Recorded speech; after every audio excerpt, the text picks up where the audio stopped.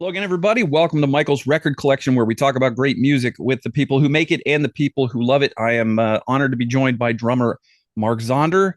We're going to talk a little bit about a brand new album from, is it A to Z or A through Z, Mark? A through Z technically, but like they say, you can call it whatever you want. Just don't call me late for dinner kind of thing. Yeah, it kind of goes around and around, but no, A through Z.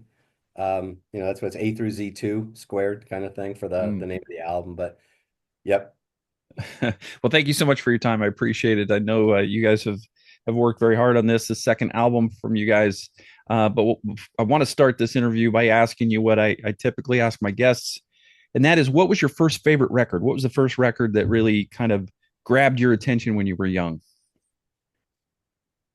Probably either uh Tijuana Brass, A Taste of Honey, or the soundtrack to West Side Story. Okay. It, were, I mean, I was 6, 7, 8 years old. yeah, I were mean, these in your parents' collection then, and you just gravitated toward them? yep. Yeah, my parents were big into Motown, big into Tijuana Brass, The Fifth Dimension. There was a couple, not they weren't into show tunes per se, but the West Side Story soundtrack is definitely a happening jazz kind of thing. It's not your typical, show tune, per se. So yeah, they just caught my ear, the drums and stuff like that. And then the Hmm. actual first record that really like that my dad bought us was the Monkees' first record that had, Last Train to Clarksville, Stepping Stone, Hmm. I'm a Believer. I mean, those are all great songs. I mean, those are, picture Black Sabbath doing those songs. I mean, they're great songs, great songwriters. Obviously, it wasn't those guys, it was Boyce and Hart and whoever. But yeah, it was always, my whole thing was always, as much as I wound up playing in a prog band for 15 years, it's always been songs. It's Yeah. always been catchy hooks. It's always been that. You looked at my record collection, that's what it was. I didn't have the whole King Crimson collection or the whole ELP collection or whatever. It was more about songs. Yeah. Did you come from a musical family? Did your parents play instruments? Not really. My dad was a chemical engineer, actually involved in a lot of back then Agent Orange, the fuel that was called. There was an X-19 rocket that Neil Armstrong flew that broke the sound barrier before he went to the moon. My dad was involved in the fuel. He was a chemical engineer. Actually, it's kind of interesting or funny, but his specialty was metallurgy. So there you go, a little metal there. But no, it wasn't. The music was played. My mom would play what she wanted. My dad would let us play what we wanted. That was kind of how the household went. Like when we were in the car, we'd be playing the rock stations. But no, it wasn't one of those kind of things. My younger brother played guitar very early on, like me, but my older brother didn't play anything. Mm. So, tell me about how you got into heavier music. Was that just, did someone turn you on to it? Did you hear it on the radio? What was your introduction to heavier styles of rock music? My younger brother, who's like a year younger, was getting into that kind of stuff. I mean, Rainbow Rising, the first Rainbow record. A big influence that really turned kind of the page is I was raised in San Jose, which is San Francisco for all intents and purposes. And that's when Journey first started, when Neil Schon and Greg Raleigh left Santana, started the jazz fusion metal, whatever the hell you want to call it, what they were early on. But those first three, and then obviously the fourth one when Steve Perry joined, really grabbed me. That's where I get a lot of my drum stuff from. I stole a lot of stuff from Ensley Dunbar, the style, the hi-hat work, the cymbal work. But that kind of got things kind of going. Then we used to go see concerts all the time. I mean, you're living in San Jose, so you got San Francisco. I saw the Rainbow Rising tour. We used to go see Journey, before Steve Perry in 200-seat clubs, and you'd sit 20 feet, and watch Ensley Dunbar just tear it up. So we used to go see Montrose all the time, at Winterland in San Francisco. Montrose, Hager, Eddie Money, just these great bands. I'll never forget Day on the Green, Oakland Coliseum. It was called the British Are Coming. And it was, tell me if they make these anymore. Gary Wright opening up with Dreamweaver. That's when Dreamweaver came out. Yeah. Then Fleetwood Mac after the first White Album when Buckingham Nicks joined the band. And then there's this third guy named Peter something. Oh yeah, Peter Frampton. That was Frampton Comes Alive. A lot of it was recorded there, I think.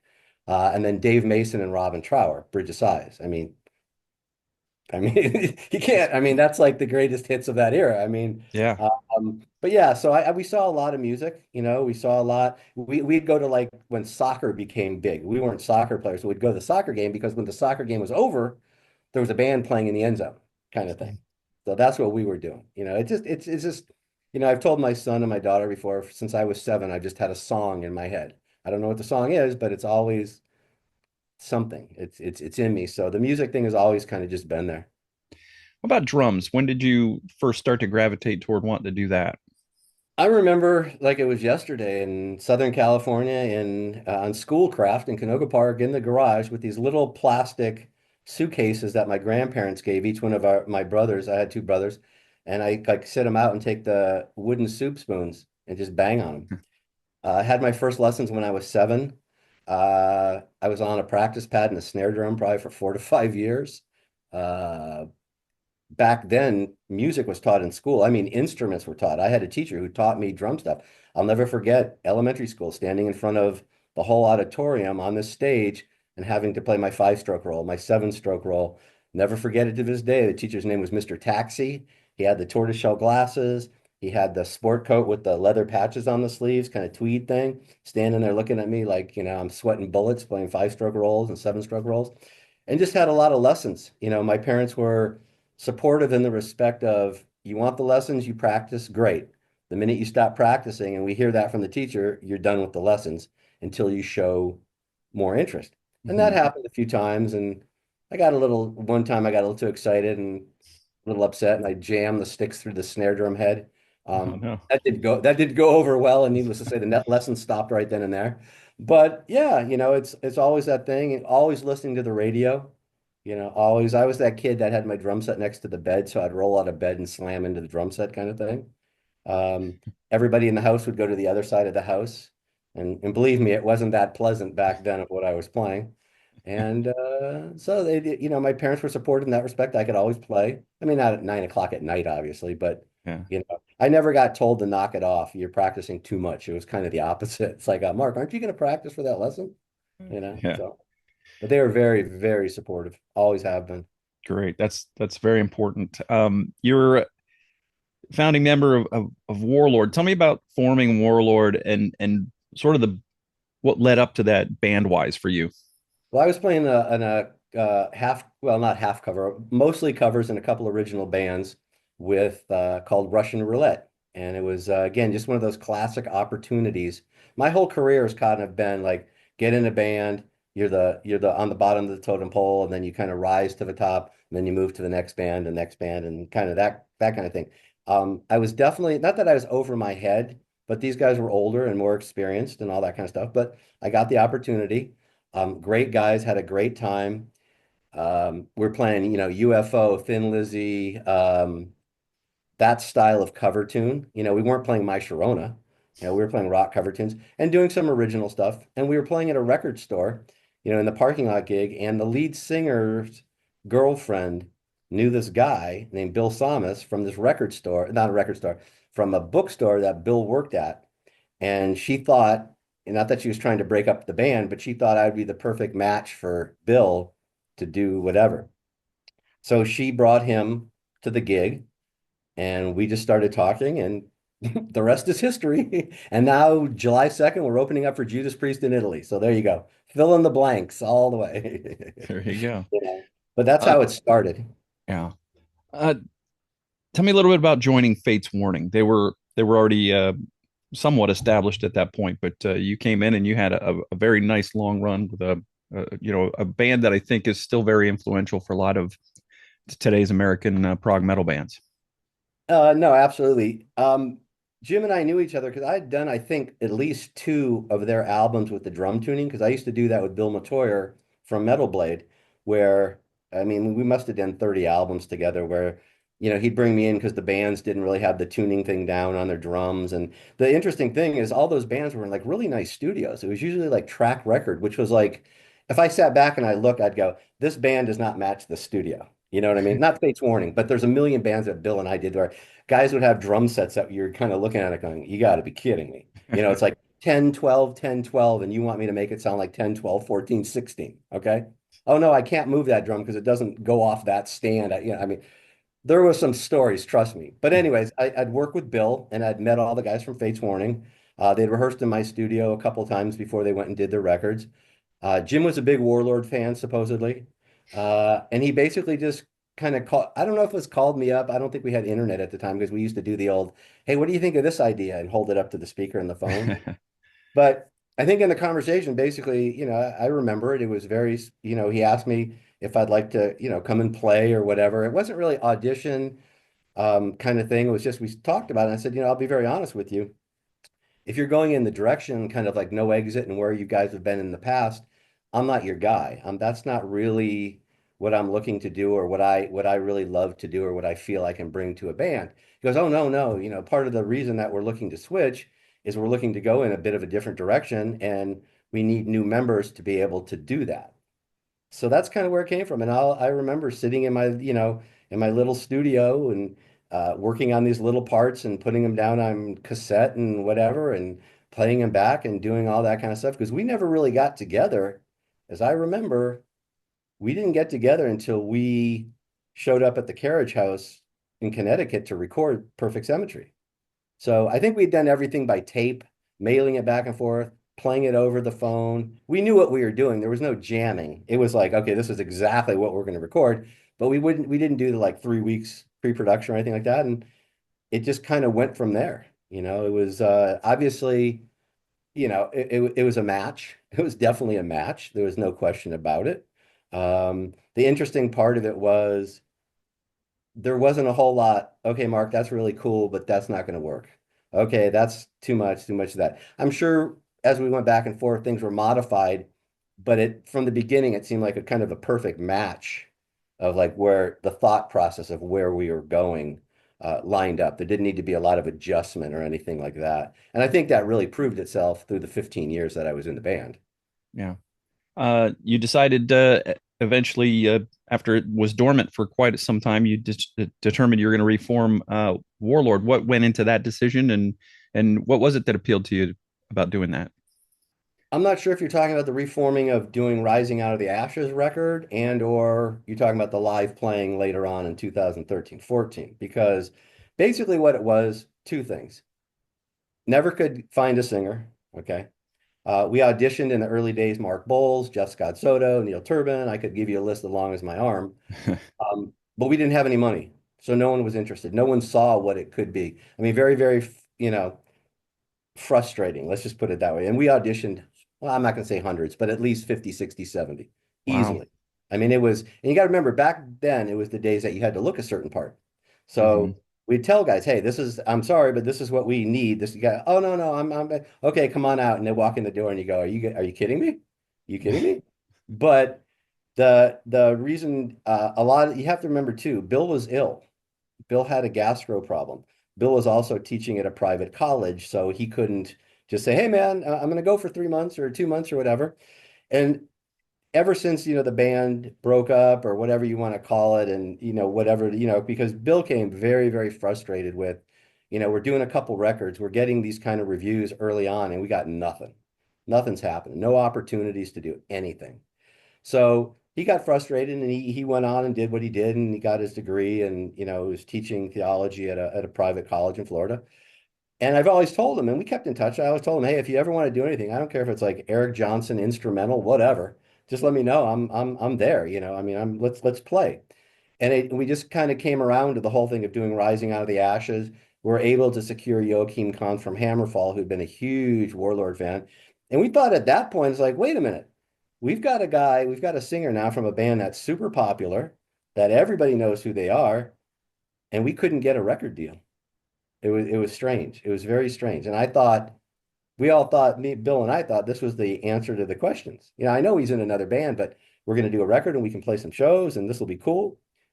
I guess the public didn't buy it for whatever reason. I'm not sure why, but I mean, I have my own thoughts and theories on it, but um, and then again, it just all kind of died again. And Bill got very frustrated. And Bill wasn't, not Bill's not a road dog, and he wasn't a 24 hours a day, 7 days a week. He was in the early days, but he got into that point where he had a life. And, I'm not sure if he was married at that time, but he was with the same person. And, he was teaching and he was doing his thing. And then we got together to do all those shows because we thought it was time to play the shows in Greece. We thought it was a good idea. Bill was sick. He had to like go into training months ahead of time and go see special gastro doctors, and kind of go into training for these things. Mm, And it's tough to play, when you're sick, especially in the stomach. It's one thing to have a yeah. headache. It's another thing to be like doubled over. So that's the problem. We ran into those kind of roadblocks. It's not like we hated each other. Nobody slept with each other's girlfriend. Nobody stole money. It wasn't that, Yeah. just the logistics of the whole thing.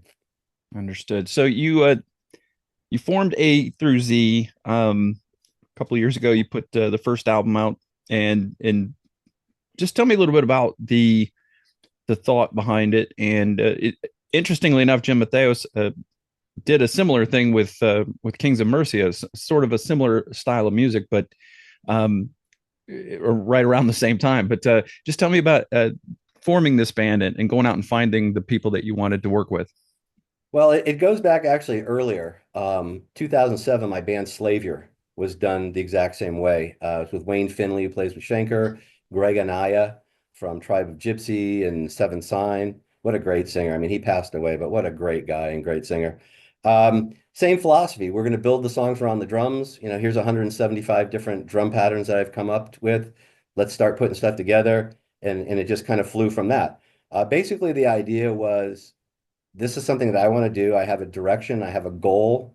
Um, Not that I'm tired of the band thing, but I'm kind of tired of the band thing. I've done it for a lot of years, and it's kind of getting to that point of I basically took about 17 or 18 years off of being on the road because I had twins back in 2006, and I didn't think it was right to be going out on tour, especially like low budget stuff and stuff that's just going to kill you and, it might be fun, but, I'm not 19. So, I didn't do much touring at all through that period. And it got to that point where, my kids are getting 15 and 16 and they're, okay, we're getting to that point where, hey, you guys can roadie, like, let's go. Um, the whole point of this was my band. I want to do it my way. I need everybody's collaboration. I need everybody to be on the same page. I put my money where my mouth was. I went and got the record deal. Um, I financed the shortfalls of different things because I wanted it to be a certain way. There's two philosophies. Number one, it was car commercials, beer commercials, and Cobra Kai. Okay. Hit songs. I want hits. I don't want my Sharona hits. I Mhm. want, Separate Ways by Journey hits. I want that stadium rock, 80s, 90s, whatever you want to call it, but with great players. Okay. The other thing was I said to myself, if I'm going to do this, you're going to do it right. Okay. We're not doing the old album cover that's on the internet. Hey guys, my daughter did the album cover. Go check it out on my website. Or, I mean, I know Paul McCartney can get away with saying, hey, go look at the lyrics on the website. But I don't think, rock, metal, prog fans dig that crap. Mhm. They want this. They want to go, what's this? What's that? Oh, wait a minute. He's playing what instrument here? That kind of thing. That's what I was getting back to. That's what I wanted to do. Again, I'm not 19. It's time to go. And that was the philosophy, man. If you're going 135%, and that it always has been that way. And kind of where we are. The bottom line is, I found the players for the first album. I mean, Philip Bino was always a no-brainer just because Mark's playing, Philip's playing. That's all there is to it. Um, and actually, the funny story is Ray wasn't the first choice. And it's not the first choice because of the vocal quality, is I didn't need the old Fates Warning controversy. Yeah. Not in that band. That's not my band. When people ask me questions, oh, I don't know. I'm not in that band. It's none of my business. I'm not even Mhm. going to give you a comment on it. Because I don't, that's the last thing you need to hear. Well, Zonder says, it's like, oh, stop. Yeah. The last thing too that you ever want with a release, and especially the new band, is to be talking about some kind of quote controversy, not the album. So, but it got to that point where it got stupid and I was striking out again. Not having a vocalist is a story of my life. And, but no, I talked to Matt Guillory, keyboard player, plays with James Labrie and whoever, and someone suggested I talk to him, and he gave me the, oh, I'm too busy, which modern language means you don't have any money, so move on. So okay. So he turns me on to Viv. So I start writing with Viv. And it kind of, he played with Jupe and it kind of fell into place. And, Philip was playing, and then I got in touch with Ray, and that was it, and we did the thing, and I told the guys from the very beginning, this is, if you're going to sign on for this is what it is. It's the album, it's the press, it's the videos, we're doing this. This isn't a project. This is a band. I'm not going to invest my time, my energy, my money on a quote project, because that's the ugliest word in the music business right now, is Yeah. project. And that's not what I wanted to do, though. I didn't want to do that, and I think it shows where you go from album to album. You've got the album art that's consistent of like an 80s or 90s rock band that's putting a lot of time, energy, and thought into what they're doing instead of just, let's just bang out 10 songs, take our 50 bucks from the label and go. That's not what I wanted to do. I mean, I've done a million of those. I've been hired a million times to do those kind of things. Basically, the album comes out, and Simone does an amazing mix. It sounds great. It shocks people. They're not sure what's coming. It caught them off guard. It caught the label totally off guard, they've told me. And it's like, okay, let's go out and play. Let's go do something. And then all of a sudden I hear about, oh, I can't do it for 9 months, and I got to play with my Rush tribute band and whatever, whatever, whatever. I look at it this way. It just wasn't meant to be. Just wasn't meant to be. And then you kind of move on. And it's like, okay, if we're not going to do that, now here's another 114 drum ideas. Let's start working on the next record so we don't get into that 3-year cycle thing. Yeah. Yeah. Wait for the label. Everybody basically kind of disappears. So I had to change gears. I wasn't going to sit here and be held hostage in my own band. And I made choices and made decisions. And like I said, everything's made for a reason. Who's to say that that lineup went out live and would have been a complete bomb? I Yeah. mean, let's face it, Never people know. are looking for rock stars. They're looking for like, oh my God. But I have to tell you one thing. This lineup, we did the videos. The label brought everybody out to LA. We're in this big warehouse. I'm the only one playing, needless to say, because no one else is plugged in. We're playing to a track. I Uh-huh. got the click track and the musical track in my head. My drums are stuffed with towels to make it a little less, quiet in this big, because it's really loud, obviously. Yeah. And I have to play every take because I'm in the background. I'm doing every song 15 times or whatever. I'll tell you, I felt the magic. It was happening, man. I'm sweating, I'm doing my thing, and I'm looking over and I see Philip and I go, damn.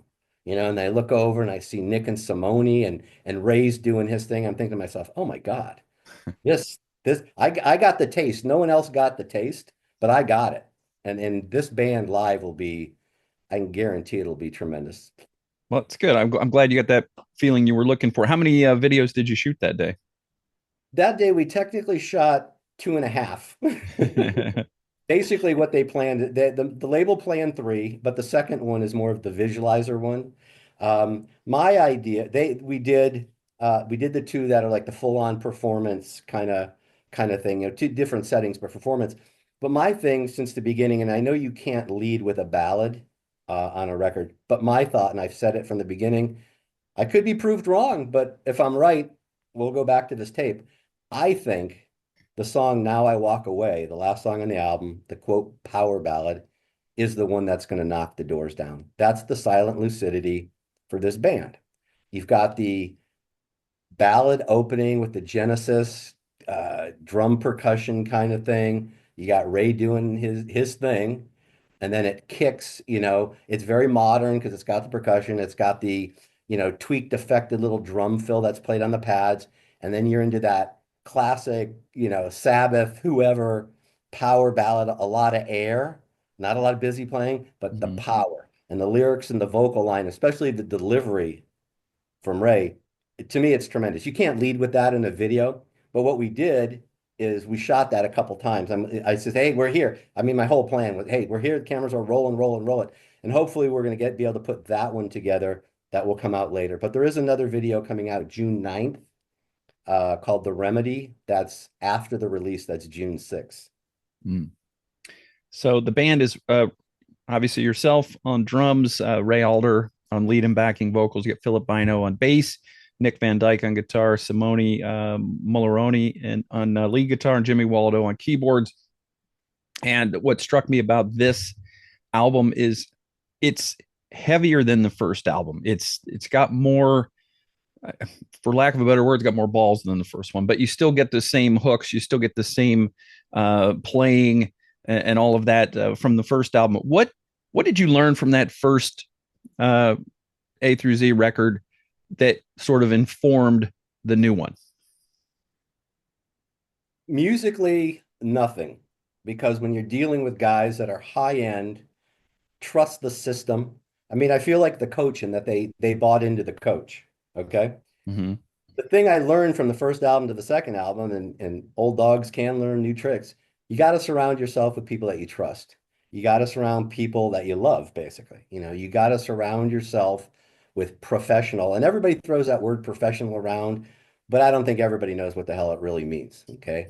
The other big word that's hanging in, there's two other words that hang in the room. It's mature and communication. If someone came to me after the first record and said, "Hey, Mark, you know, you got bad breath, your drumming sucks, your hairstyle's funky, and I really don't like the way you run a band, I'm out." Good. I'll help you pack up. We're good. I get it. I can deal with that. Okay. Hmm. Take the emotion out. I can deal with that. But when you give someone 110%, you pay them, you do this, you do that, you do this, and you do that, and then this whole thing of everybody disappearing, if I wanted that aggravation, I'd have more kids. Okay. It's that simple. You're dealing with communication, and here's the story of this second lineup here, which hopefully will be the last lineup. Nick Van Dyke, good friend of mine for decades, comes to me, when we're doing this, and he says, "Hey, with my day gig, there might be a possibility I can't make live shows." He goes, "But we'll find someone who can." So he's not that guy going, "Well, if I can't go," that whole thing. So it's just about the communication. Yeah. And we all know that 70% of this whole thing is live playing. Yeah, that's important because it's not you're not looking for somebody that's going to come to you with a problem. You're looking for somebody that if they have a problem, they come to you with a solution. No, absolutely. Or come to me and we can discuss it and figure something out. And then, in the famous words of Phil Earhart, good friend of mine who, he's helped me a lot with the quote management part because obviously he manages Kansas. He said to me in his nice, even tone, some people just aren't manageable. And that's all there is to it. This is Hmm. a team. We're pulling in the same direction. These guys understand that I'm giving 125%. They understand that I want their opinion. I want their input. But I've never went to any of them and said, "Hey, man, I don't like that lead. Play something else." It's more like, "Hey, can you play more of that?" You know, with Philip, the bass player, dude. This section right here. I want to hear the bass solo on top of the drums. I mean, it's like I'm pushing everybody up. It's like let's take this as high as we possibly can. And the interesting story too is done different than lead in a lot of bands is okay, we put the music together, we put it together in a very pop oriented way, 4 to 5 minutes, verses, choruses, bridge, musical parts, whatever the case may be. We're not doing 12-minute epics and all that routine. And when we give it to Ray, I don't tell him where I think the chorus should be. I don't tell him where I think the verse should be. No one does. It's like, dude, I want to hear how you interpreted it. And that's where the Hmm. magic comes from in this band. People are putting things in different ways and not worrying so much of like, oh, I've got to do this and I've got to do that. And it's so traditional. That's where the magic and that's where how I think a band becomes a unique sounding band. Well, I'm glad you started down that road, Mark, because one thing I'm interested in, you talked a little bit about the drum patterns, starting with some drum patterns. How does an A through Z song become a song after you start with those drum patterns? Does everybody take a listen and see what they add, or does it go to one person, then the next person? How does it kind of gel? Well, it was done differently. On the first album, I sent all these patterns and Viv basically wrote keyboard parts and ideas to those drum things. And then I would hear them and go, obviously we know what the tempo was. Oh, I hear like a halftime part coming next, and I'd cut some quick halftime part. And that's how that kind of came together. On this record, it was different. Nick would come in basically with an idea, and him and I would go back and forth. I'd put drum ideas down, send it to him. Then I would have ideas like, hey, can we do that? Maybe in a minor key, not in the major key, because it sounds, whatever. Or, hey, let's try this, and we're going to open it up here and just let the chord ring out 8 times and cut this and cut that. I mean, different things like that, kind of, I don't know if you want to call that producing, arranging, whatever you want to call it. But Nick and I basically put that together. Then Philip came in and played the bass on top of what we had as kind of a finished song. If someone had an idea, it was great. Ray had a couple ideas of like, hey, why don't we chop these 4 bars out here and stuff like that. And we did, and it was cool and it worked out good. It wasn't one of those, hey man, no, we can't touch anything. It wasn't that. I tell all of them, hey, if you got an idea, Especially if you're coming in with this great vocal idea that you need something changed so we can, oh, absolutely. There's nothing set in stone. There's nothing, oh my God, it has to be that way, you know? Hmm. So that's, that's how we did it. And again, you have high level guys that are all playing for the song and it works and it works out. How about lyrics? Does Ray write all the lyrics then? That's a Ray question. That's a Ray game. Yeah. I've always thought, and I know bands have done it over time, and you go, "Wow, that's great." But I always thought a singer writes his own lyrics and melody lines is a little bit more convincing Hmm. sometimes than a guy going, "What the hell am I singing here?" Like, and then kind of just getting through it. Hmm. Which is really interesting because in Warlord, every single lyric, every single word, every single melody line, Bill wrote.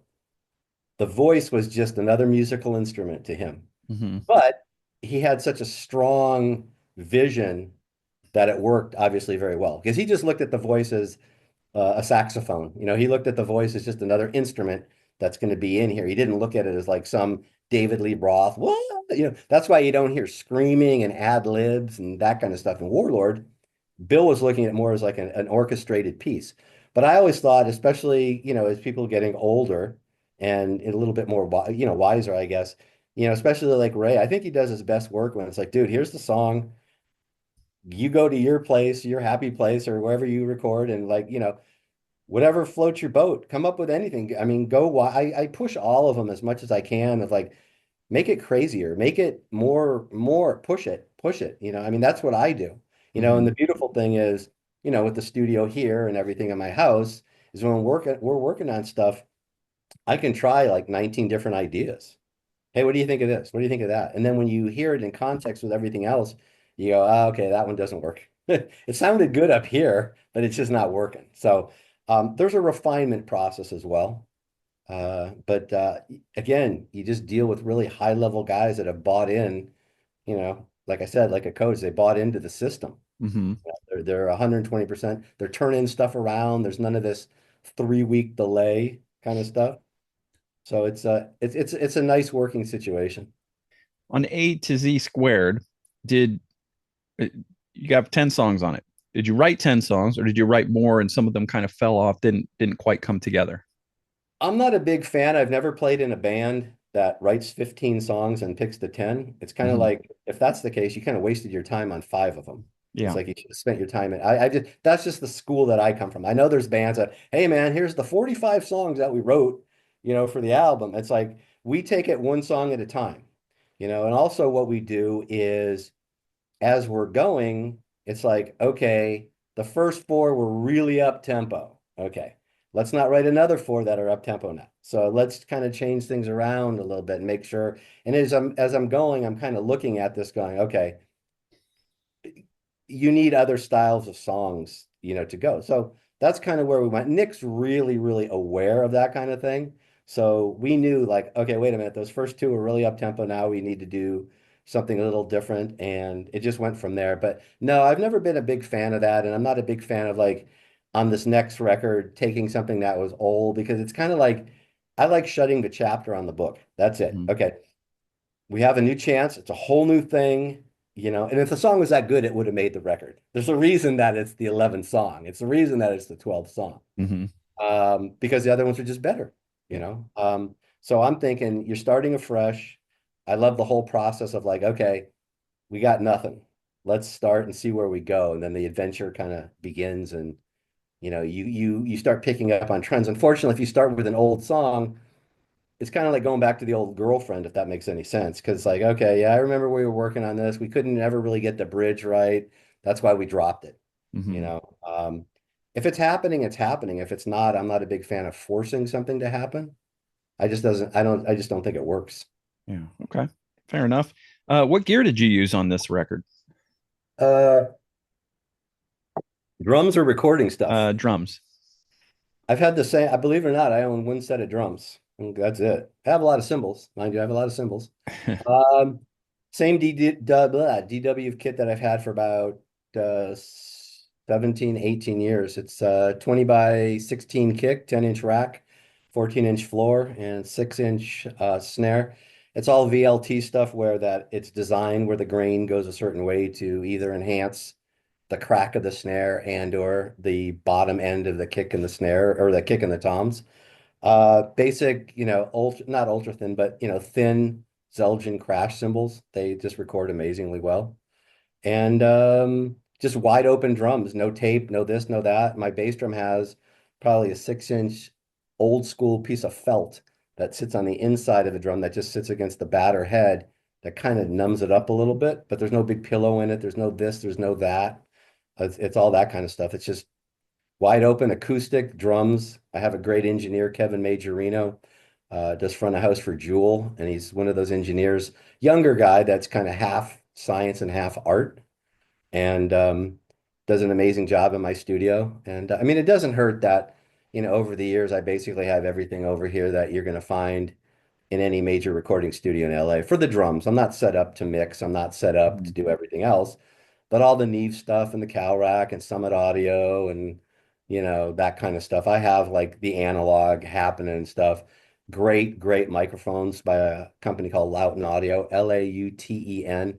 I've been with them for a lot of years. Brian's a great guy, made here in San Jose, California, and American made, and just it captures the sound of my drums. And everything you hear on that record, there's no samples, there's no triggers. Everything that you hear electronic wise, I'm playing. It's not sequenced or any of that because I always think, well, you're going to go out and play live. What are you going to do? So anything, I never done that. Even with Fate's Warning, like Life in Still Water and The Road Goes On Forever and all that electronic stuff that I was playing, I could play it. I mean, it was played live. So it's Mhm. important as compared to having a backing track. Yeah. One more quick question about your background. You talked about Ainsley Dunbar. Who else for this style of music is an influence for you? Like who else from the hits that you want to make, the beer commercials and Cobra Kai stuff that you want to make? Sort of do you lean on a little bit maybe?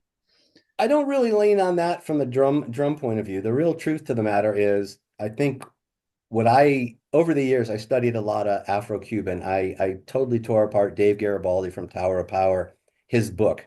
And as much as I'm never going to sound like him, I took the philosophies. I took the stylings of like, oh, wait a minute, the kick doesn't need to be on one all the time, The Hmm. snare doesn't need to be on two and four, as long as it's a repetitive pattern that people can grab. So I've never really relied on artists per se because you can't tell me that the record sounds like Cozy Powell because it doesn't. You can't say that it sounds like Tommy Aldridge. I mean, I love those guys. I mean, but it doesn't sound like that. I mean, I think I took things a little further. And then again, it comes down to that thing when you're playing in your own band, I can get away with that. I can push the envelope and do what I hear, where in other bands, I mean, really, really quick, funny story. And this is the big difference. I can do whatever I want. I want to play the percussion, cool. It's my band. Hey, Jim Matheos had me do a couple songs on the Arch Matheos record. And one of them had like this kind of mellow beginning and stuff. And I sat there for 2 days, came up with this really, really cool electronic thing. It was very vibey, very Peter Gabriel, Genesis, whatever you want to call it. And I'm thinking in the back of my mind, okay, if he doesn't like it, I'll use it for something else. So I'm not wasting my time. I give it to him, I turn it in, and he goes, can you just basically play quarter notes on the ride cymbal? And I go, okay, cool. Not my band. I don't have anything to say about it. So I played my quarter notes on the ride cymbal and I was good and I used it for something else. But that's the major difference of playing in a band or working for somewhere else where I want to push the envelope creatively myself Hmm. as much as I possibly can. Um, I think I spend enough time and energy behind the set and behind the speakers here in the studio, really perfecting what I'm trying to do, and especially, being 67 years old and spending the time I do every day, I think I'm on the right track. Let's put it that way. There's been some times in the past, years and years ago, where I know I was trying to shove the old round peg into the square hole and it wasn't working, kind of thing. But um, over the last 10, 15 years, to me, it's about space and also about listening a little bit more and then really, really knowing what's happening around me so I can play counterpoint to that if I want to instead of just jamming a riff in there, hoping Hmm. that it works, that kind of thing. What I like about this music is that it comes from a place that's very hooky and wants to be, maybe that's not the right term, but it ends up being sort of accessible. But at the same time, you guys do keep things interesting. You don't go all prog out on everything, but you do keep things interesting with stuff like that you were just talking about. Well, if people, I always say the true measure of the band that I want to be in, and the measure is yes, everybody loves the chorus, but when you're a cover band and you go to try to play it, good luck. And it's like, why doesn't that quite sound right? It's like when people used to go try to play cover tunes of Toto, or even Kansas, or even Journey. And you go, why? And I'm not just talking about the quality of Steve Perry's voice and Steve Walsh. I'm just saying like the instrumentation. It's like, why doesn't that sound right? Something's missing or something's not, because it's that next level, it's that next level of doing things. And in truth, we're trying to appeal to the mass that you could do the beer commercial, car commercial, Cobra Kai. I mean, there's songs off both records that would have been perfect soundtracks for Cobra Kai. I mean, totally. Nothing is over. Oh my, come on. That would have been the perfect thing after one of those guys get beat in a tournament or something like that, or Johnny. I could see Johnny with the beer in the car and the stick shift, but at the same time, you don't want to lose your original people that, love you for the playing aspect. And I think there's playing all over this record. Oh I yeah. mean, I think this is like, and again, I've always thought that when you can play all over the place, but pop it in the groove and have it happening like that, that's the true sign of like success. Because there's a lot of bands that can play crap all over the place, and you kind of listen to it and go, I have no idea of where this is going. And you lost me completely. You know, um, Mm-hmm. I even myself, and I don't claim to be the big prog guy, but I listen to some bands and I go, I'm lost. I can't even imagine what Joe Blow, who doesn't play an instrument, who just loves music. I go, I don't have a clue of where you're going. Like it's getting hit with stop signs in my face. Where are we going? Stop, start. I don't know. I always thought music you need to communicate. Even Fates Warning prog band or whatever, but my job was to make sure that people in the audience and the fans could find the groove, could find and lock in, with what was going on, instead of just blazing crap all over the place. Yeah, you'll see that at a prog show. You'll see people nodding along, and then all of a sudden they're nodding, but they're not on the beat, and then Oh, they oh start no. looking around. Then they notice that they're not on the beat, and then they just stop and watch for a while. Yeah, that's, I don't know. Not my idea. It's like eating an ice cream and then coming to a tomato. It's like, what? What am You I don't going to do get it. with It this? doesn't make sense. Do you remember what the first song you worked on for this record was? Nothing is over, I'm pretty sure. Actually, I take that back. I think we were playing around with Chaotic Symphony and the different parts there with parts. But I remember that I'm pretty sure the first one that really came together was Nothing is Over. And I'll definitely remember when Nick sent it to me. It was in a major key. And I'm not really a big major guy. I know there's bands that do it really well and can kind of, Foreigner can kind of dance between the two and they do it really well. But I'm not really a good old-fashioned rock and roll guy per se. I like the minor scales. I like the darker, evil, whatever you want to call it. And I'm pretty sure that was the one that we kind of start to finish because it kind of wrote itself a little bit. And that was probably one of the first ones. And I think that was one of the first ones that Ray sang to as well. That's a good segue into my next question, which is, were some of these songs come together a little easier? Did some of them take a little bit more effort than others? It wasn't so much like, oh man, that sucks. It was more of like, hey, I hear it going here, Mm-hmm. and then there'd be the experimentation process of like there would be times as much as Nick would send me parts, there'd be also times when I would hear what he's doing. Let's just say it was 120 beats per minute. I go, but can you write something or do you have something that could work where, and I change up the feel and the groove. So all of a sudden you're kind of going along and then all of a sudden it kind of hits for lack of a better word, kind of an Afro-Cuban thing that just kind of changes the whole vibe. Because the big Mm-hmm. thing, I think, if you listen to this record, besides the fact that there's melodies all over the place in the vocals, in the guitar playing, even in the drums, there's melodies, there's just melodies all over, is the fact that the songs have a very much of a peak and a valley, very dynamic. The word I'm looking for is dynamic. It's very dynamic. And to me, that's the big thing in music. It's like the ups and downs. And it's like, okay, we're coming down here. Now it's time to come. Now, are we going to slam right into it? Are we going to build up into it? Or are we all of a sudden going to go just to a hang and kind of leave everybody over the cliff and then boom, there it comes. That's why, and I'm not sure how familiar you are with the record, but the song Running in Place Second at song. at the very end, it kind of just hangs and it goes away. And people think that the song's over. But then it kicks back in with the minute and a half. Yeah. Moni's great lead. And that's kind of us jamming. Are we going all over the place? No, but there's no vocals there. So I can kind of like go, okay, there's the song structure, but I'm playing all these riffs around what he's playing.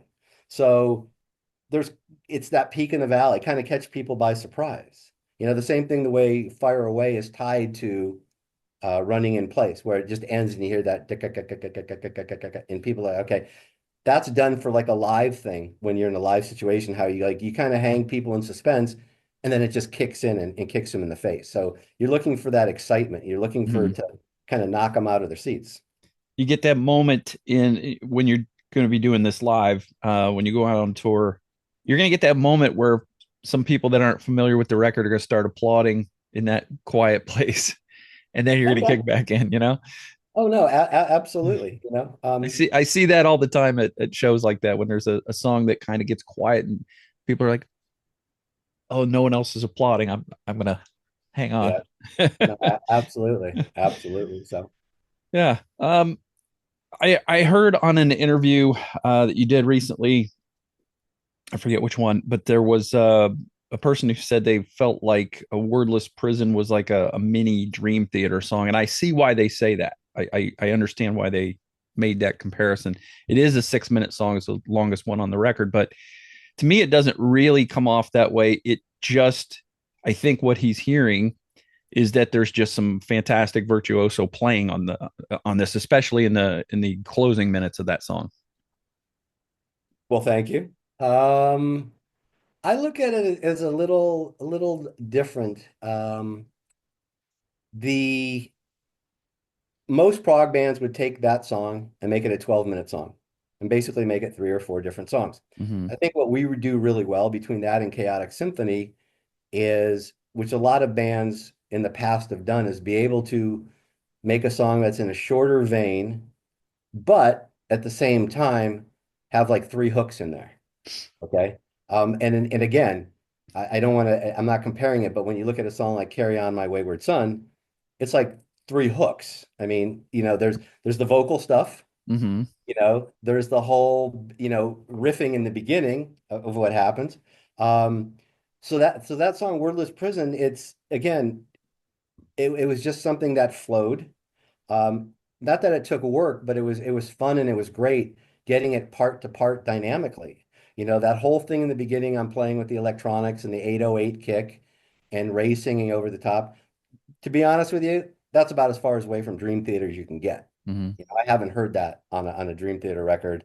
Um, Not that I sit around and listen to them all day, but I'm just saying that that's a very unique A through Z kind of thing. I would even hearken that maybe to Fate's Warning more than anything else.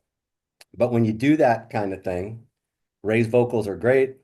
And then when it comes in and it's just the bell of the cymbal and Philip playing that bass part, again, like I was talking about the dynamics, how it's going. You can tell something's happening. It's Yeah. kicking. And then within the song itself, there's basically two choruses, even though it's a chorus and a bridge. It's like this chorus, and you're going, okay, wow, very memorable, which is different than a lot of quote prog bands. There's a big ass hook in there. A lot of prog bands don't have hooks. They're not concerned with the beer commercial and the car commercial. Okay, Yeah. they're just Yeah. with it. But then it kicks into the bridge, which takes it up to another very memorable chorusy style part. So that's what was important to us. Is not just goofing around for goof around's sake. It was like, yeah, we could have jammed and we could have taken it out and we could have come up with 12 different parts, but the idea is to keep it within that format. And I Mm-hmm. don't, and I also don't, I think when you keep it like that, you will keep the attention of a non-prog person who not into a 12-minute song. They're not into that kind of thing. They're going to get bored quick. They want to be hooked. What do they Yeah. say? Don't bore us, get to the chorus. I mean, Yeah. that's kind of Yeah. what And, we're doing. and in a 6 minute song, I feel like as humans, we have a need to put everything in a box. So it's 6 minutes, you go, it's the longest song. it's the mini epic, kind of thing. And then you start comparing it to other things, but that maybe it doesn't belong in the same comparison. So I think that's where that comes from. But what I what struck me about this album is, I mentioned it earlier, heavier than the first album, but you still manage to have those hooks and you still manage to have the big chorus at the same time of being heavier. Was there a is it just the people you're playing with that kind of created this heavier sound, or was there an effort to make it a little heavier? Kind of goes back to that thing of like this time around, everybody paid attention and everybody kind of heard what I was saying because I was saying it from the beginning. You got to have the hook. If we don't have the hook, we're not doing the song. It just doesn't make sense. I mean, I look at a record as 10 shots at a single. Okay. I look at, I don't need to play 12-minute songs. I can go over there and play all afternoon and play the most wacky, goofy stuff and whatever. Not that it interests me, but I can do it. I've done it. I think I Mm-hmm. proved that I can do it. I don't need to prove that I can do that on a record. It's about the song. I'm also, Nick obviously had the conscious effort that because we talked about it. We knew what we wanted. He knew what we wanted to do. And it's a very interesting story because just so people will know, okay, the band's kind of sitting in limbo right now. Okay. The other guys have been fired, blah, blah, blah. I'm writing with like all these other different people trying to get something going. Nothing's really happening. I'm not overly excited about anything. Nick and I go to see Kansas because we're good friends. And he says to me, hey, we talked about it for a long time. How about we start writing stuff? I go, okay, cool. Sends me over some stuff. We start writing. Okay, cool. It's good. We're going. Um, then he comes to, I'm playing with Chris and Pelletieri at the Heavy Metal Hall of Fame. And when Chris is being inducted, and Nick comes up to me backstage and he says, hey, man, I've been thinking about this. You put all this time and money and energy. The label loves the record. The label's behind you. He goes, why don't we just continue? This is A through Z. I honestly, I wanted to kiss him on the lips, but I didn't. Um, that was a great day. I mean, made my year. It's like, okay, we're back in business. And Nick knew. Nick, number one, is a smart guy. Nick, number two, is a smart musician. He knew the first record inside and out. He knew where we wanted to go. It didn't have to be light and fluffy as it was on some of the first record. Which has a lot to do with Jimmy Waldo's keyboard playing as compared to Viv's playing was more that Genesis, proggy, lighter. Jimmy was John Lord, basically. Mm-hmm. Um, so no, Nick knew that his writing wasn't going to be the same as he would be doing on Redemption or if he was playing with any other people. He knew where we wanted to go and how we wanted to craft it. And it was very obvious to both of us once we started working, where I was sending him back parts and ideas of this and that and the other, and he would come back with an idea of trying this and that we were on the same page. There's no question. We never had arguments, we never had fights. Dude, I really got to get my 16 bars in there. And, I was actually pushing sometimes for more lead time kind of thing. So no, it was, and it's funny too. It actually ties into the album cover because when you look at the cover, when you said it had more balls, I like to look at it as it has more teeth. Okay. It's more teeth. If you swap those album covers around, it wouldn't make any sense. The music on this album fits that cover to a T. It's heavier, it's Mm-hmm. darker, it's a little bit more sinister. Yeah. It's got more bite. It's a little bit more, it's aggressive. I'm not sure if you call a zebra aggressive. The first album cover, he could be pissed. I don't know. They Yeah. have tempers. I don't know. But yeah, that was done intentionally, you know. Yeah, I was going to ask you about the art because I really enjoy the first one. Obviously, the apple in the zebra's teeth. So you get your A, you get your Z, and with A2Z squared, you get the ant standing on an alligator with the zipper on his mouth and a zebra in the background. So you got the two A's and the two Z's. Was this something that came from the band or from the artist? The only reason the ant and the zebra showed back up again is they had a contract with us that they had to be on two albums. So we had to Okay. bring them back. No, the way this one came about is myself and my friend Mark Cubbage, who helps me with a lot of this kind of stuff. We're sitting around and we're throwing around the A through Z thing, because again, this goes back to that thing. If you're going to do it right, learn from the people that came in the 60s and the 70s and whatever. And I knew I wanted the album covers to tie. So when we look down the road 5, 10 years from now and you see 5 albums, you know who it is. You see a Yes album cover, you know who it is. Mhm. Other bands, maybe not so much, but I really had, and I love Hugh. I've known him for a long time. And I just love his stuff. So, and again, I thought you really need to have an album cover that does two things, grabs people's eyes, and that they talk about it. And number two, when it sits there with 6 other albums in a review or something, that it jumps out, and makes sense. But Mark and I were just throwing it around, and he came up with the idea with the alligator and, and the zipper kind of thing with the A through Z. It was Hugh's idea to put the ant and the zebra back in there. We had the whole idea with the teeth and the zipper, and it went back and forth a few times because Hugh, the zipper is not going to work because like it has to physically work. I know Yeah. it's wrong side up or whatever. We went back and forth and got that done. Um, and actually, Mark Cubbage went down to the alligators in Florida and shot a bunch of pictures that we were thinking about using at some point. But what he did get that worked out and got onto the album was the inner sleeve for the album and the disc is the yellow street sign with the alligator's mouth and the guy's butt kind of thing. Mark actually shot the picture of the sign in Florida down there. And then he used that and we put that in. It has other artwork on the album. You brought back the old Zenith, there's hidden A through Z's throughout the whole thing. You just have to Yeah. look. It's Yeah. classic Hugh Syme, it's classic. Yeah. I enjoyed that because, obviously we as media members or whatever you want to call us, we download the thing from the record company and it's like little tiny thing on our phone or on our laptop. And it's like, okay, I see what it is. But then when you blow up the image and you see it, that's when I noticed the ant and the zebra in the background. I'm like, okay, I see what's going on here. Yeah. This is pretty cool. They didn't send you like the stuff for the vinyl and the No, inside. didn't get the full art package. Okay. When you do, you will notice, and so will a lot of other people, that there's all kinds of Hugh Syme gadgetry, for lack of a better Yeah. word. Yeah, he's got it, it's happening. It's really good. Again, if you're gonna go, you got to go and give everything 110%. And I mean, I can't be selling you like, a $50 steak and give you a $12 hamburger and expect you to, number one, be happy, and number two, come back the second time. Mm-hmm.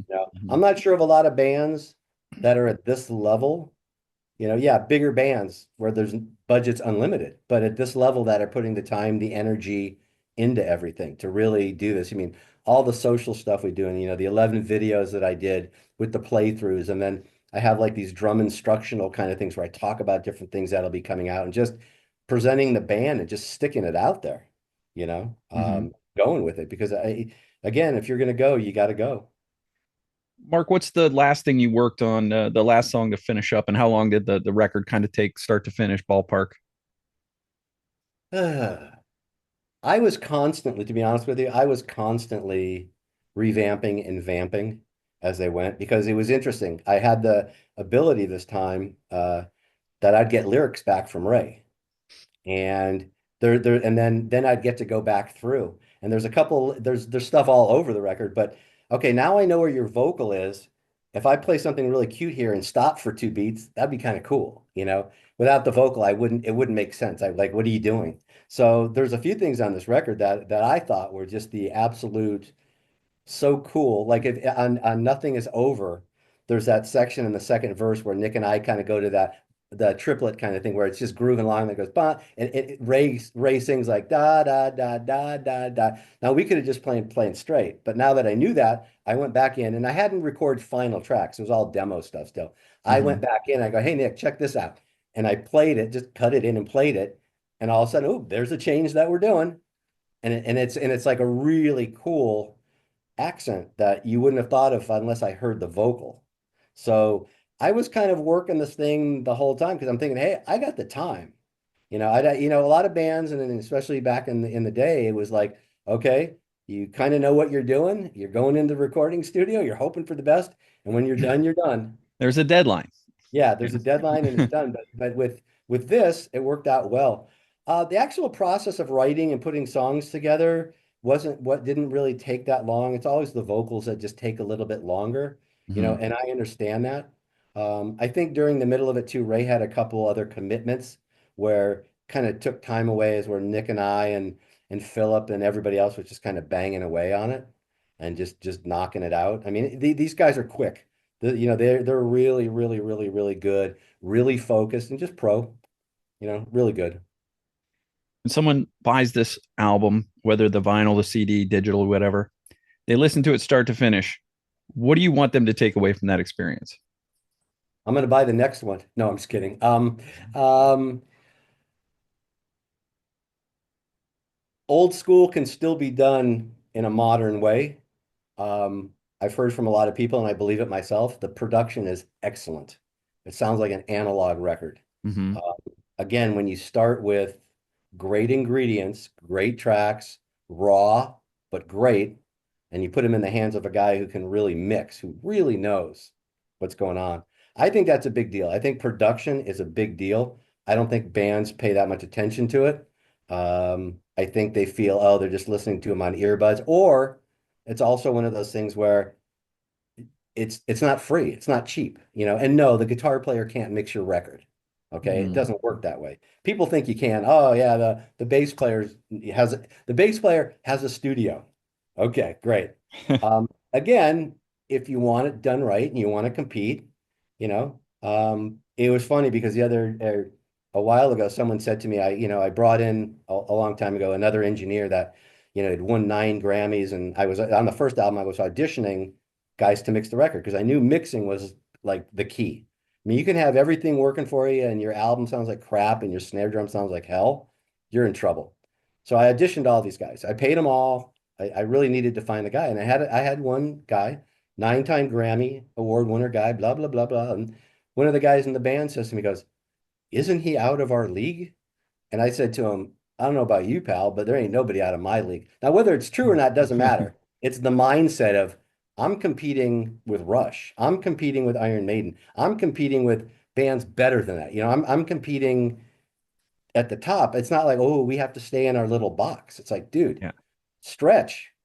So I tried to surround yourself with the best people that you can afford and that you can find and that you can work with, and just go for it. Yeah. I think one of the consistent things, every great record I've ever heard has the drums sound great on it, and there's space, there's an atmosphere to the recording. You hear the sound stage. That is common to every great record I've ever heard, and I think it sounds like you put a great deal of care into that. Absolutely. A lot of that lies with Simone, who mixed it. But again, on the same token, he's getting ingredients from all of our guys that are, you know, great. Spent a lot of time here with my engineer, Kevin. My drum room is dead. It's a very dead, dead, dead room, to where when I'm sending my tracks, I mean, it's 13 mics on a 4-piece kit. So go figure. Um, he has the ability to do whatever he needs to do. He's not getting bleed from everything. He's got the tone. He's got the attack. It's all there. It's just a matter of him mixing it. There's no samples, there's no triggers, there's no this, there's no cutting to the grid, there's blah, blah, blah, blah, blah. We spent a lot of time recording this stuff. I just didn't go in there and wing everything on first takes. It doesn't work that way when you're really Mm-hmm. making a record. And again, every guy in the band, Philip's bass tracks were pristine. He has the gear. Much easier when you're a bass player and you only need 1 or 2 preamps compared to this crap. But and something that Nick did, being the total pro as compared to the first time around, when you go in and do this, you want the guitars to be dry. You want that flat signal. Is what you can send in whatever you want, but you need to give the engineer the raw track. So if he wants to reamp or if he wants to do something with it, he has the ability. You can't turn in tracks that have reverb delay on it, and that's it. And that's what happened the first time around. And Simone kind of got his hands tied with that. He was like, "What am I supposed to do with this? I can't." So the guitar has a reverb that sounds like you're in a hall, but this song we're going to make the drums sound like we're in a small club. It's like it doesn't work. Nick, being the professional, turned in his tracks the way they were supposed to be, gave Simone everything that he needed, and hence that sound that you're talking about. Um, it was planned that way. It's a live sounding record and very analog. It has that sound to it. Tell me about the live playing. I know this is a big part of this for you, is to get this band out and play live gigs. Do you have the uh, dates already announced? You still working on them? I have people from the label, different people talking to agents, different agencies, looking to get something to go. And we all know this from the beginning, that this was a very important part of all this. It's just very tough these days, whether Mm-hmm. it's Yeah. the finance part, whether it's the fact that other bands want bands to buy on. I mean, we're not in a position to write checks, you know, um, and we're not 19 years old, and we're not all going to just go pile into a van and be in North Dakota where it's 2 below, in the wintertime kind of thing. But everybody's working on it, everybody's pushing on it. There might unfortunately come to a point in the show where we just kind of have to go, okay, because what we do what we do know is the amount of press, the amount of word of mouth, the amount of exposure we would get just playing a few gigs, would be tremendous.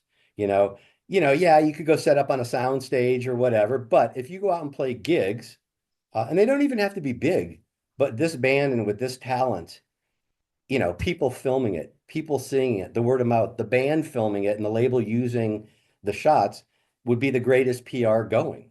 So it could come down to biting the bullet and maybe scheduling a few dates somewhere, even though, it would just maybe just be us and a band or two or whatever, just to get that rolling. Because I think there's also kind of whether it's other bands or booking agents, they kind of have this enigma of like, they don't know what this band is. What is this? We're not sure. Yeah, it's got Ray and it's got Mark and it's got Philip who plays with Vi and Jimmy playing with Alcatraz and Mhm. Simone's band DGM, but they're not quite sure. So I'm not sure if it's that. I'm not sure if it's hopefully when the record comes out, it kind of explodes and it becomes the big talk. Because and I know when something's in demand, all of a sudden everybody will come asking for you to play. Yeah. If the record comes out and goes right in the toilet, you're not going to get the phone call. Yeah. That's all there's to it. But if it comes out and does what we all expect it to hopefully do, especially after that first single getting up around a couple 100,000 views, tells me somebody besides my mom and dad are looking at it. So hopefully there's a buzz on it. We're doing everything we can, but yeah, the live playing is extremely important. We're just trying to figure it out. Yeah. Waiting for the offer, and we've all agreed this is not about sitting back and waiting for the ideal tour. We need to get out there. And what I Mhm. think is really cool is with this second record, it really opens us up to playing with a little bit of a heavier band. Now we're not opening up for Slayer. That's not going to happen. Mhm. But you could play with Queensryche very easily. You could play with Whitesnake very easily. You could play with hard rock bands. I mean, needless to say, you could play with a Journey. You could play with a Foreigner. I mean, I think this band can play with anybody, and I'll say it again. With these guys and with these songs and the professionalism that these guys bring, I have no doubt we could play with anybody. Yeah, well, I definitely could see you guys on a bill at like Rocklahoma or Rockville here in Florida. Definitely could see you guys doing that, and of course, it's exceedingly difficult to tour this country. So I can also see you guys just going off to Europe and being part of a tour over there. Yeah, Europe thing. I mean, the whole thing here with when you get into the visa, even though it's, technically Ray is a dual citizen and all that kind of stuff, but Warlord ran into that with the whole visa thing, and it's a complete freaking nightmare. And to be honest with you, unless you're playing big gigs and making big money, it doesn't pay. Mhm. It just really doesn't pay. So, again, we're working on it. We're pushing as hard as we can get. The great news is the label is invested. It's just not Mark standing out here waving a white flag. They're obviously invested. They put a lot of money up. They have a lot of big, hopes for this. And so they're pushing. They've got their people talking to this agent, talking to that agent, trying to work this, trying to do this, trying to do that. So that's kind of the position that we're in right now. All right. Well, A2Z Square drops on June 6th, as you mentioned, on Metal Blade. Is there a place where fans can buy this that helps the band a little more than just ordering it on Amazon? See, that's the kind of not the fallacy, but if you buy it from the label, that's where you want to buy it from. Okay. Okay. I would go to Metal Blade for the simple fact of they're the ones, I know there's the big debate of like, oh, the label's the bad guy and everything like that. But, I have to tell all the fans, the label stepped up big Yeah. time, big And time. Metal Blade's got a very good web shop too. So Oh no, absolutely. I would definitely go to Metal Blade. They'll have everything, and that's the way to go. And they've been just absolutely, fantastic. I mean, I am that guy that bugs the living crap out of them all the time. And hey, what about this? And hey, what about that? But they've been great. The biggest, toughest challenge is getting me to do not getting me to do it, but teaching me how to do the social media. So no, Mark, don't hit that button. Okay, don't hit that button. What are you doing, man? Don't hit that. No, hit that. But they've been great. They've been absolutely great. And I can, I can't say enough about Metal Blade and everything they've done over there, and all the people have been extremely great for this band. I'm glad that they were able to get this out for you and get the first one out. Obviously, the website is www.a-zband.com. You can follow A through Z on Facebook. Anywhere else people should go for info? It's on Twitter and X and all that, but the Facebook is like, it has the most and, everything there as far as, all the links to the different videos and kind of stuff. But when it comes to buying stuff, we're not selling it out of the back of our cars or anything. It's just you go to Metal Blade. They have everything. They're not going to give you the old, we're out of stock or 6 month wait or whatever, or Prime delivery doesn't work for this or whatever Amazon and everything else is going to tell you. Just go straight to the label. That's the best way to do it. All right, Mark Zonder from A through Z. Thank you so much for your time. I hope that A2Z Squared does very well for you, Thank and you. I'm looking forward to you guys getting out on the road. Absolutely. I can't wait. I can't wait. I really appreciate all your time.